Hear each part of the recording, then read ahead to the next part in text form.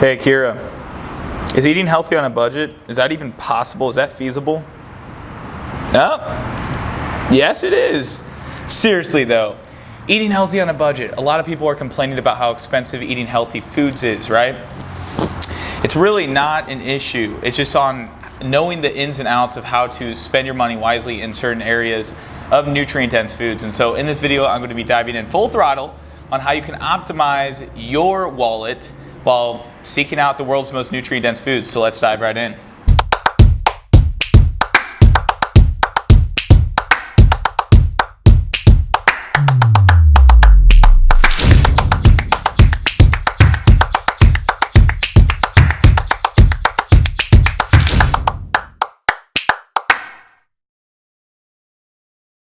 Well, hello friends, my name is Christian Van Camp, holistic lifestyle specialist and coach, and I'm very excited to be here in this box right now presenting to you all about the ins and outs of how you can optimize your wallet while you're optimizing your gut health, your nutrition density, right? Because that's so paramount. A lot of us are walking around like zombies. We're not really alive. We're alive but not really alive, right? With that zest, primarily due to a shitty diet. That's running through the fast food line at Chick-fil-A, or opting for the processed foods versus the delicious, healthy, nourishing foods. So let's dive right in. I'm going to be going through several tips that will help you out. Number one is organic is not always required. We have this marketing strategy of like organic is healthy and that's the first thing we reach for, right? It's actually not always the case. Organic is great because it's not sprayed by pesticides, but the main thing we need to focus on is certain foods that we can actually get that aren't necessarily organic and they can be just as healthy. And this is due to the Environmental Working Group, the EWG. They come out with every single year research-backed lists of all the fruits and vegetables that you can get in the Clean 15 or the Dirty Dozen. The Dirty Dozen are ones you always want to get organic no matter what because they tend to be laced with these pesticides, herbicides, rodenticides, and all that shit. On the other hand, you can get the Clean 15 non-organic if you like. The Clean 15 can be non-organic if you like, and this is due to them not being as sprayed conventionally.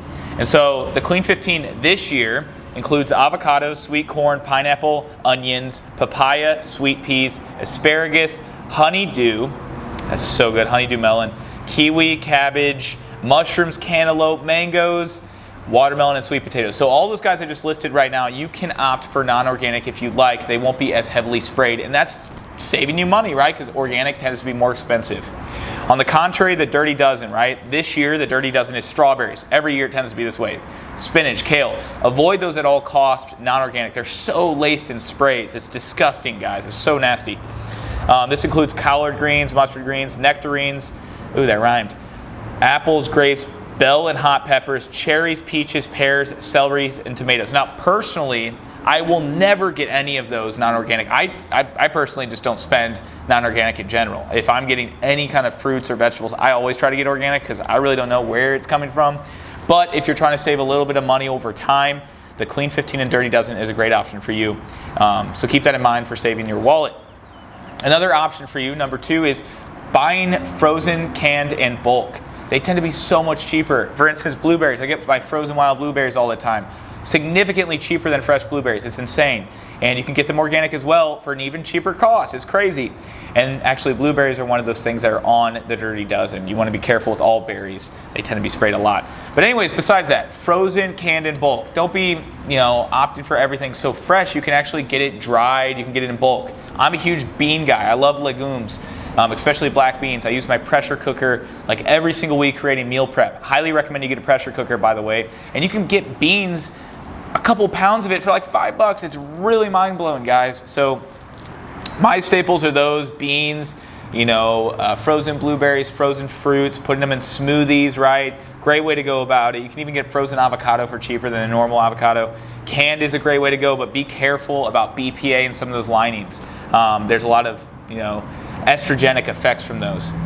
Okay, number three is buying generic versus name brand. This is a given. You guys know this. Just buy generic brands versus opting for the name brand all the time. It saves you a ton of money over time. You don't always have to get name brand. You don't always have to be bougie, guys, okay? It's not always about the Gucci. Sometimes it's about, the Asics. I guess the Asics is still a name brand, and Gucci isn't even shoes. That was a horrible example, but you get what I mean. The next one is don't shop when you're hungry. when you get those stomach growls and you're deciding to go to the grocery store, don't do it. You're gonna be grabbing for a lot more than you need to. I did this today. I was fasting till 3 p.m. and I was pretty hungry, even though I had my electrolytes and all the things to keep me full. I fasted 5 hours longer than I usually do. It was about 4 hours longer. And so I started getting the hunger pangs, okay? And I actually bought a lot more than I needed to. But it's all healthy stuff that I enjoy, kind of what we're going off of here. However, I shopped when I was hungry. I tended to opt for more things that I know I don't necessarily need to break the bank doing. So don't shop when you're hungry. It's actually a fact. It will trigger the release of your hand away from your body to reach for more things. Another good tip is cyberspace markets, right? So you can utilize Thrive Market. ThriveMarket.com is incredible. I think it actually might be just Thrive.com. But yeah, it's ThriveMarket.com. Check it out, guys. This is it's like Amazon for all the foods, all the supplements you need that are actually very healthy. You can save a lot of money on there, and you just pay a yearly fee for like $60 similar to Amazon. And boom, you're in there and you get all these discounts, way better than in-store. So Cyberspace Marketing is a great option as well to save money. Last on the list that's super important is home cooking. Cook your food at home, guys. Stop buying food, fast food. Stop going out to buy food. It's so crazy how much more expensive it is to go out to get your food versus getting some stuff to cook at home. All the things I mentioned right now, to be honest, were grocery shopping things. So it was kind of a given that's a big one. I'm going to add a bonus right here. And this bonus is growing your own food. I'm just getting started on this right now. Right outside my door right here, my garage, I have some tomatoes growing, I have some thyme, I have some basil, some herbs. Not a ton of not a ton of like energy dense foods, but foods that are definitely something I can save money versus going to the store every week and buying those kind of herbs, right? Like basil and such. Instead, you can just grow it literally in your front lawn. And right now, this time of the year, if you're watching this later in winter, sucks, but this time of the year literally is spring. It's spring and summer, so it's optimal time to start growing your own food.